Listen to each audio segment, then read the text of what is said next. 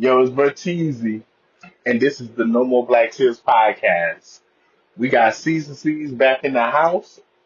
It's been a long week, so we're going to get into the weekend sports. We're going to start off with the WNBA, where we got Enes Kanter and Royce White, two former NBA players that now say they identify as women, and they would like to enter the 2027 WNBA draft. What's your thoughts on this, C's? Excuse the phrase, these hoes are hooping right now. Like there's actually some good basketball being fucking played right now. So it's like if you're not a fan, we've said it before. Multiple people on the pod have said it. But guess what though? Duncan. Do you really want to see bitches dunk? Okay. So you want a bunch of Yao Mings and with wigs slamming on. We just want a bunch of Brittany Grinders, or my bad, Buds with I cleats. would like to see these. That's why Shaq told them fucking real. I actually agree with that. Maybe, yeah, I agree with that. If it's the same as college, the same rim height, I agree. But I mean, seriously, on a serious note, it's like it gets to a certain point where the shit is not like, what point are you really trying to make? Like, were you trolling or were you serious with the shit? I think both probably most likely are trolling. For most of the time, they probably more than playing in the WNBA. So I would assume they probably trolling. But if they are serious, I mean, this is why when you have a league that's primarily gay, that supports gay rights, which, hey, salute to gay rights, ain't nobody mad at all that, but they champion that so much and they try to make the faces of their league from that community. This leads the door because they've asked Brianna Stewart, they've asked many of the players that are stars in the league how they feel about it. And a lot of the players in the league have been like, we okay with it. But then when they've asked players like Sophie Cunningham, who has emerged this season as like not a star player, but a popular player, and she's basically been like, nah, I'm not for it. You've had a lot of people give her backlash across the league from other teams, like players and coaches saying that's hatred that she's trying to spew. That's that fucking political bullshit that right wingers excuse me, left wingers want to push. That fucking bullshit babble about being open. When it comes to sports, you should play the same gender does this shit. What does it say? WNBA. Yes. Intramural sports, and you have co-ed flag football or co-ed basketball. Like, yes, this is the women's league. This is the men's league somewhere in the world and women play together. I'm pretty sure. So, like, I do agree with that. But this is why the WNBA, like, them being around as long as they've been at, this just shows how young they still are as a league. The fact that they didn't even think to have this protection around their league. But it also shows, if you paid attention to the last couple of years, sees they're not used to this kind of media scrutiny. The last 3 years, ever since Caitlin Clark's been in the league and Angel Reese's been in the league, they've had a much closer media eye on them than they've ever had in their, I think, 25-year history now. So they're not used to people from the outside scrutinizing their game like this. The MLB, they're used to it. The NFL, they're used to it. The NBA, they're used to it. All these other major sports leagues are used to the political commentary, the social commentary that comes with being a major sports league. And the WBA, they're just not used to it right now. And they're still trying to get their feet and understand how to guide themselves through making more money than they've ever made before, and the public scrutiny that comes with you having black stars, you having female stars, you having stars in the alphabet community. Like, they're not used to this, and this is just another prime example. Because truthfully, they should have came out from the jump as a unified core and said, no, we're not going to accept transgenders. Yes, we do have people that's part of this community. Yes, we do love transgenders. Yes, we do recognize them as women. But for the sanctity of women's sports, we are only allowing women who was naturally assigned that gender at birth to play in our league. I'm sorry.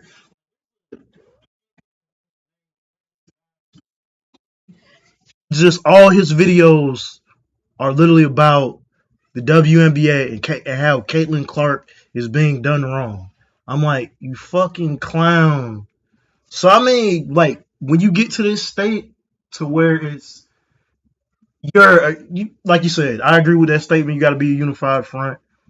It's just sometimes the jokes got to stop, man. Like they got to stop. We got to be serious. Serious. We can't accept everybody. You can't. You can't.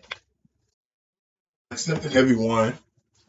Moving on to the NFL, a lot of people just can't accept that their favorite NFL players might end up without a ring. So we're going to do the top 5 players going into the 2026 NFL season that needs a ring. And I'm gonna start it off, C's.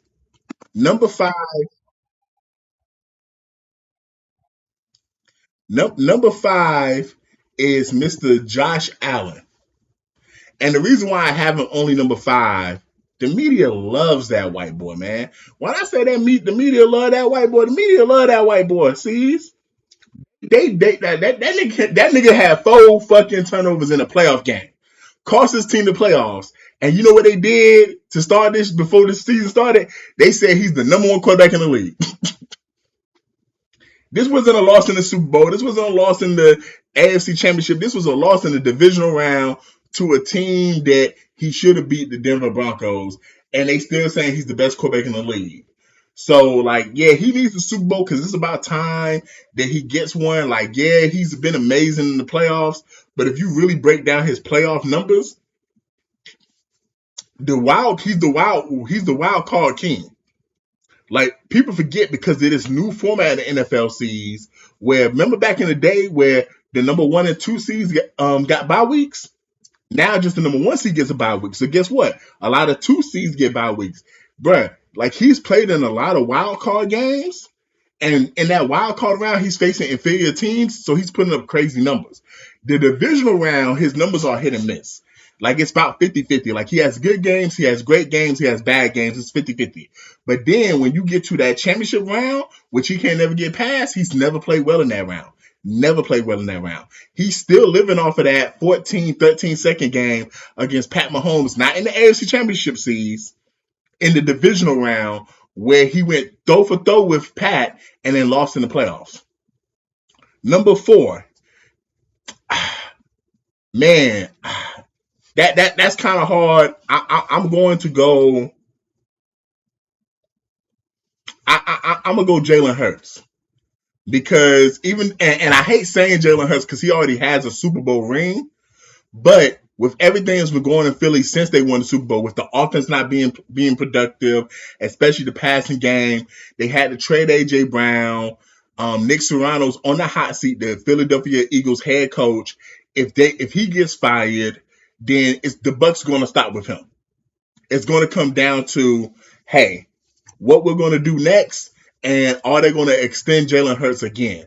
So, like, if he can't get it done, with a Super Bowl ring this year, or at least a Super Bowl appearance, like, I could see a future where he's not the Eagles starting quarterback in a couple of years, because with this new Eagles regime that we've seen over the last 15 years, they like Howie Roseman, the general manager, is willing to fire coaches, willing to get new quarterbacks, willing to start over because he's shown that he's able to rebuild a Super Bowl contender with a different franchise quarterback, with a different head coach, with a different roster. So, like, I can see him being on a major hot seat. Number 3 would be Joe Burrow. And it's going to be Joe Burrow because, man, one, the injuries. Like, he's missed more games than he's played. 2, when he was last healthy, he led the league in passing touchdowns, passing yards, the number 1 offense in the league. He had Jamar Chase, the Triple Crown winner, who led the league in everything, and they still missed the playoffs because that defense was horrible. And now, after him advocating for Jamar Chase and T. Higgins to get them massive contracts, he can't complain about the defense no more. I don't want to hear Bengals fans, I don't want to hear Joe Burrow supporters say the defense ain't good enough. Man, Joe Burrow chose to pick his two number one receivers because the Bengals organization was like, yo, if we give you both of these guys, it's going to be hard for us to build that defense. And even with that being said, they still traded their first round pick to get Dexter Lawrence. And is Dexter Lawrence still the nigga that he was a couple years ago? Nah. But that could have been just the Giants being sorry, but he's still a top defensive player in this game. They're trying to do something with that defense, man. So it's going to be on Joe Burrow to be productive and to make something happen with that defense, man. I mean, with that offense and that team. And I just don't know how many more healthy seasons can we get of Joe Burrow. Are we guaranteed 5 healthy seasons of Joe Burrow? So it's like, yo, it's really now or never, my nigga. Like, you gotta try to get the Super Bowl now because you just haven't shown the history of being healthy. The number 2 player I would have,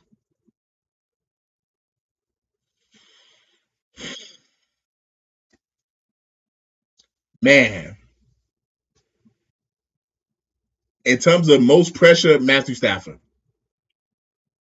And I hate having another Super Bowl champion on this list, but when we trade for Myles Garrett, when we sign Jalen Watson and Trent McDuffie, to big contracts, when we're flirting with bringing back Aaron Donald, the greatest defensive player of this fucking generation, and when we give you Devontae Adams, and you got Puka Nuka, and you got Kyron Williams in the backfield, and you got Sean McVay, who's probably the greatest offensive mind of this generation, it just gets to the point, nigga, we've never seen a team be this heavy of a favorite enter. Do you know the last time we saw a team enter the season this heavy of a favorite to win the Super Bowl against the Field Seas? The year after the Patriots went undefeated. Like when that Patriots team went undefeated and lost to the Giants Super Bowl and came back in the offseason, everyone thought they was going to the Super Bowl. And then Tom Brady blew out his Achilles. So unless Matthew Stafford blows out his Achilles sometime this season, in the words of Tupac, all eyes on you, buddy. Because we expect you, as the reigning MVP, to come back and do it again. We expect you, since you got the reigning defense player of the year, to put him enough points where that defense was already good last year, sees. You added the reigning defensive player of the year, so they're probably going to be even better than it was last year. We expect that team to be in the Super Bowl at the very least. And so Matthew Stafford got all the pressure in the world. And number 1, I hate to put this nigga at number 1 because he's one of my favorite players in the league. He's not my favorite, but I know how the media is. Lamar Jackson. He has the most pressure entering this season. He got Derrick Henry. We don't know how many years Derrick Henry has left. He's already defined the odds with how he's playing at the running position at his advanced age. You just signed Zay Flowers to the richest receiver contract, not in the league, in NFL fucking history. In NFL history, you fired John Harbaugh. People didn't like that. People thought he was a good coach. I say, fuck him. I ain't think he was that good of a coach because you can't tell me one thing the man really knew how to do in terms of X's and O's. But there's a lot of people that are not happy with that firing and blame Lamar Jackson for that. And now this is showing this is Lamar Jackson's team and his organization. So you got a rookie head coach, and this is a nigga that you apparently kind of liked and wanted. And you've kind of had injury problems the last couple of years too. So now people are questioning, are you still an elite? In some of these projections, they don't have you top 10 no more. They don't have you top 5 no more. Some people are saying stuff like, if Lamar Jackson doesn't have his athleticism and speed, he's not a special quarterback, regardless of the passing numbers he's put up in terms of the QBR being at best in the league since he's came in the league. In terms of his passing percentages, the completion percentage being top 3 since he's came to the league, they're saying that's only because of his athleticism and his speed at the quarterback position, sees. So if that diminishes, like how great can he be for much longer. Like, yeah, Lamar Jackson has a lot of pressure, especially when you have a conference that has Pat Mahomes, that has Josh Allen, that has Joe Burrow. We got Drake May to come up. People talk about Justin Herbert as people probably wonder why I didn't have Justin Herbert on this list. The reason why he doesn't have no pressure because you got bitch ass niggas that when they lose in the playoffs, they gonna make excuses for him. So of course he ain't got no pressure. You got Trevor Lawrence coming up. Like you got a lot of quarterbacks in the AFC that's looking like they can come up on the rise. So like at some point in time, this current regime of Joe Burrow, Josh Allen, Pat Mahomes, and Lamar, they're going to get pushed out like Drew Brees, Big Ben, Peyton Manning, and Tom Brady did when when they came up. So it's about time that you got to win the Super Bowl because it's getting to the point it's going to be now and never. Repeat. Got down perfectly.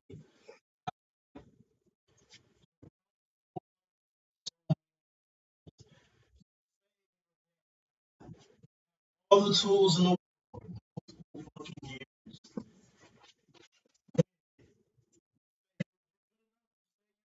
to win it. Do it.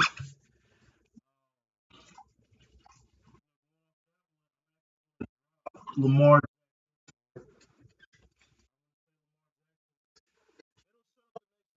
It's one of those statement pieces. Like if you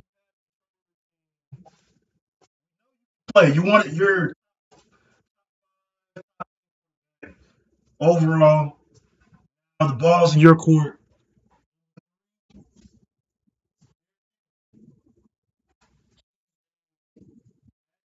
capable of getting a Super Bowl. We know he has a skill. Excel of his former team.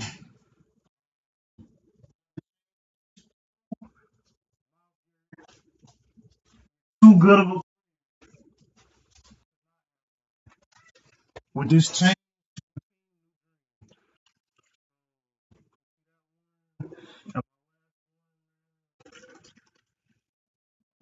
I'm gonna go Tyreek.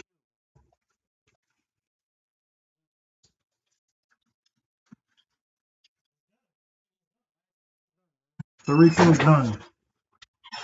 So I mean, I'm sticking with those, man. Yeah, that's a pretty good list. C's. I'm gonna give you an even better list. So we got DMing in the group chat a list of potential quarterback and receiver duos. So we was given four. So I'm gonna read the four and we're gonna rank them. We had Aaron Rodgers and Randy Moss. We had Jalen Hurts and T.O. We had Michael Vick and Julio Jones. And then we had Peyton Manning and Megatron. And I'm gonna give you my four. I'm gonna start from 4 to 1. Number 4, the worst duo in this batch is Jalen Hurts and T.O. Even though I think T.O. is the second greatest receiver of all time, we've seen him with McNabb. You can make the argument that McNabb was a better quarterback than Jalen. Jalen has a hard time getting the ball to receivers. I just don't know would it mesh well with both of them. I don't, because like T.O., if y'all thought AJ was a motherfucking handful, like T.O. demanded the ball too. So like if Jalen can't get the ball to AJ, and if he's not able to get the ball to T.O.,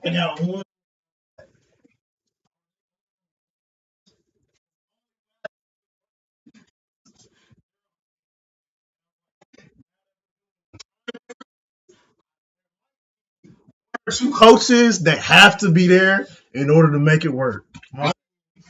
they would be on the Eagles, but Andy Reid probably can make it work, to be honest, at the end of the day, because Andy Reid's a great coach. But I would have them 4. Number 3, and this is probably the most talented duo, Michael Vick and Julio. I know you're gonna say that shit. Yeah. Y'all always gonna say that shit. Now, because Julio was a baby Megatron, baby T.O., like big, fast, strong, athletic, and Michael Vick was just so talented at the quarterback position. The arm strength, the athleticism, the speed, the ability to make throws from different positions. Like that would be an amazing duo to watch. That might be the most exciting duo to watch, to be honest. In terms of who I want to pay my money to go see the most, that probably be the duo. But I don't think it would be the most productive duo because of the fact, unfortunately, Michael Vick's passing ability isn't as good as the number one and number two guys. Number two, Peyton Manning and Megatron. And the reason why I got the number two is we've never seen Peyton play with a receiver like Megatron. We've seen him play with great receivers.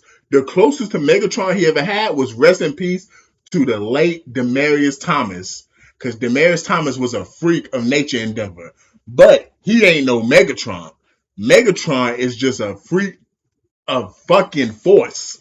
Like, that's how different Megatron was. And so you add that with Peyton Manning's ability to throw the ball on time, his accuracy, reading coverages ahead of time. Megatron was a very smart receiver. They would put up great numbers. The only kind of trepidation I have is Peyton's wasn't necessarily a gunslinger. He wasn't like a Brett Favre, where he was going to throw the ball in triple and double coverage consistently. And some of Megatron's best plays has been when Matthew Stafford and other quarterbacks have thrown him the ball in double and triple coverage. So if he could get over that, maybe they could potentially be number one.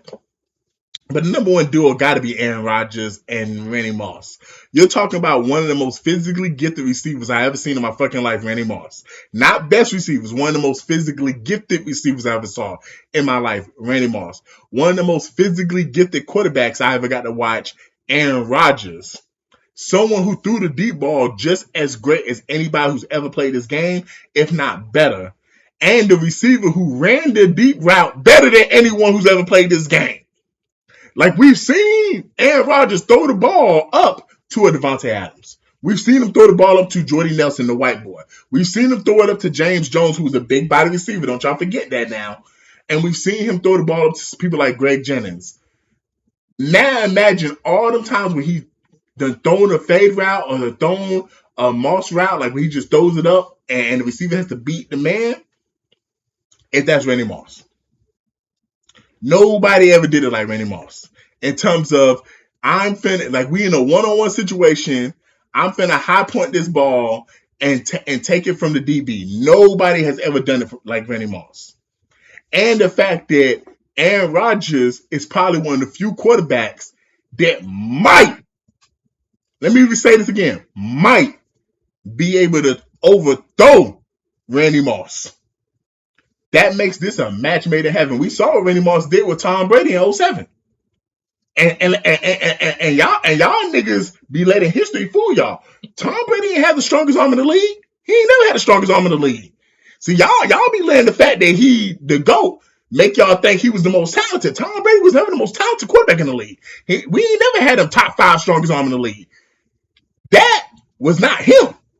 So you put Aaron Rodgers with that Randy Moss, and that was even prime fucking Randy Moss. Like, he was probably leaving his prime in New England. So you put prime Randy Moss with prime Aaron Rodgers, yeah, man. That duo right there, you not covering that duo. You're not stopping that duo. Because I can show you a highlight tape of Aaron Rodgers where he puts the ball in the perfect position every single time. And I can show you a highlight tape of Randy Moss where he's taking the ball out of the DB's hands 100 times. What do you say, Moss? So I'm actually gonna switch it up a bit. We're gonna go Vic, Julio, 5. Vic would have killed these. He was the blueprint. The lineage to Lamar Jackson is there. I think his running ability definitely would have made some big plays. And you combine that with, let's say Vic got better and was able to place the ball. I think that's a great combination. This is no disrespect to Julio. We know he's that man. And this is Vic, one of my favorite players. Got to be 5. Who else we got? We got Peyton and Megatron. You have Jalen Hurts and T.O. and Jalen Hurts. 4. As great as a player T.O. was, I think Hurts will hold him back. So I got to drop that. 3. Who else we got? You got Peyton Manning and Megatron, and you have Aaron Rodgers and Moss.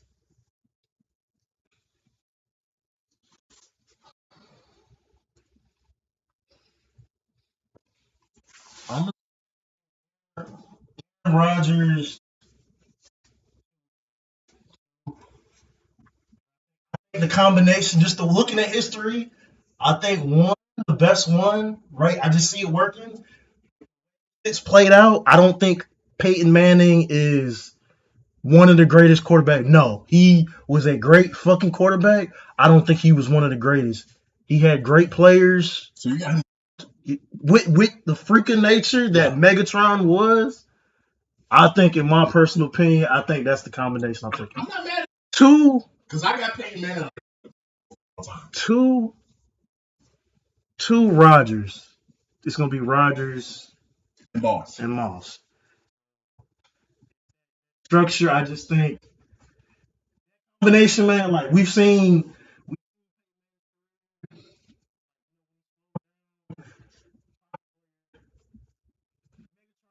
man.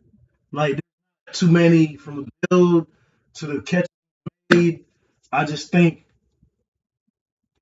league through history, I think that would be the combination, the winning combination. I think that's it. Not saying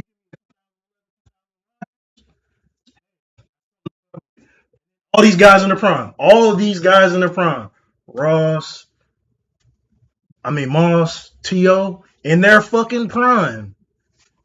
What more could you ask for? So I don't think there's not a wrong answer with this. It's just what are you looking for or what do you see? And I'm just like, Megatron was a fucking freak. Megatron was a fucking freak, man. Combinations of quarterbacks and receivers, like customized, that you would love to see. All time, all time.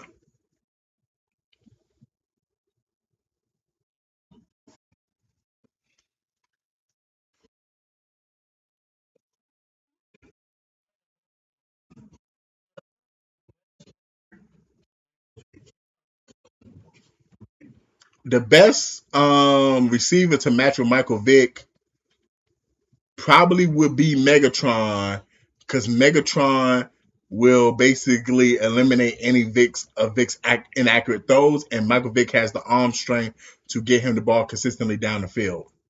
And Michael Vick was careless with the ball, like he was willing to throw the ball in double coverage.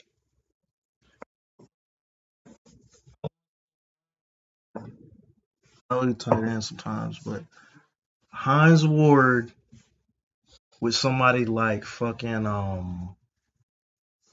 Joe Montana or one of those players that could put the ball somewhere. I think Hines Ward was like smash out, grind out. Combinations, man. I'm gonna go back to someone on the list, Peyton Manning, and I'm gonna go to someone that's not on the list, Larry Fitzgerald, because I love how accurate Peyton Manning is with the ball, and the fact that Larry Fitzgerald is one of the best route runners of the last 20 years in the NFL. Got one. Okay.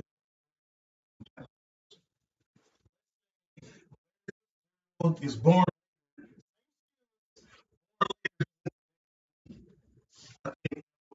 He'll be a top 3 receiver, if not like top 2.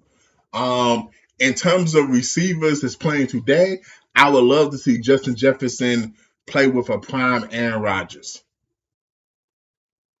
Like just I think that would be phenomenal, man. What receiver would make Tony Romo look good? Like it ain't too much more. Is there anybody else that can match? Nah, because you had the second greatest receiver of all time, in my opinion. And T.O. did the best he could with Tony, man. Final thoughts, C's. The Premier League just kicked off. Manchester United is you lost the whole city game. It was nasty going on. And I was talking to one of my friends, man. The reason American Manchester United It was the only fucking British Premier League, English Premier League game that you could watch in the States. Real fans from the city are fans of Arsenal, and Arsenal is up one game. Now, hey, I am seeing the WNBA. We talked about it earlier. Now it's on, like, you literally have games on Prime, games on NBC, games on Ion. If you don't know what that is, that's like the local, but it's also on, like, it's the local Chicago channel, but they also show it on like Google TV and Roku and all that shit. These open, man. So, I'm starting to be a Dream fan. I wasn't before. Money Mine. Have you seen Japanese shorty that just throws it up, hands in the air? So